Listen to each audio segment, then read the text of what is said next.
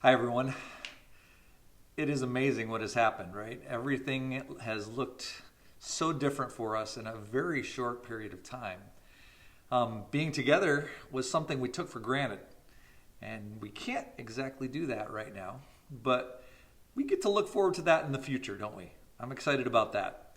Our deacons and pastors met, and as a result of the gathering restrictions and the guidelines that have been given to us from our government, and because we want to be wise stewards of our bodies and show good care for and kindness to the other people in our community, we're going to change how we connect, at least for the next little bit, in the following ways.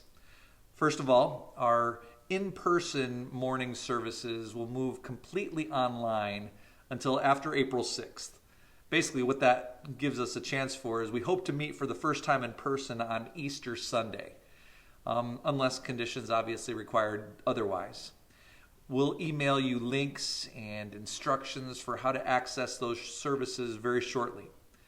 Our adult connection groups won't meet in the building on Sundays either, but we would encourage you to find maybe parts of your connection groups, meet together in homes or parks in smaller numbers, right? 10 or less that the president recommended, and being careful of being well. Our Wednesday morning prayer team will be suspended during that same time. Our food pantry will meet during March, but we're going to adjust our procedures to limit face-to-face contact. We just didn't want to remove that resource from our community at this late date, so that one will take place at least for the month of March. Men's basketball is going to end for this season, and it will pick back up in the fall.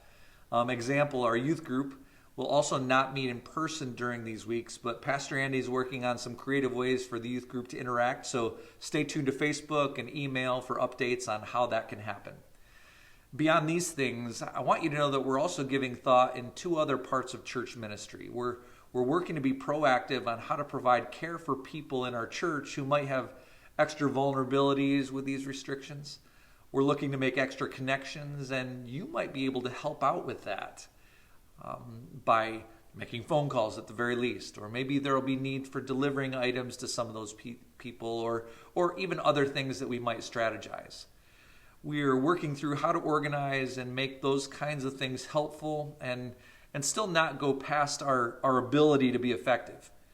We're taking some of the suggestions that you gave on Sunday for ways to care for a community and trying to identify maybe a way or a couple of ways we could be useful caring members of our Cortland community during these days so that we can show by our good works that we belong to Jesus and we care for our community.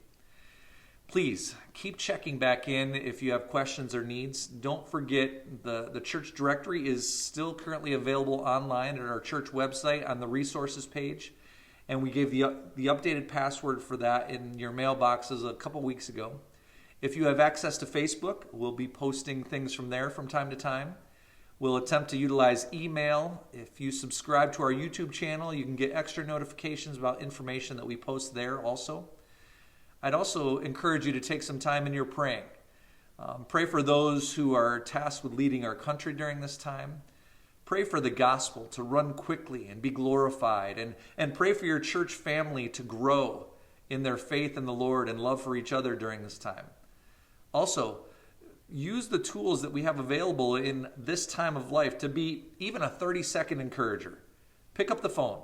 Call someone from our church just to encourage them, maybe with a verse that you're thinking about or something you enjoyed during your day, and find out something they enjoyed or just simply say hello.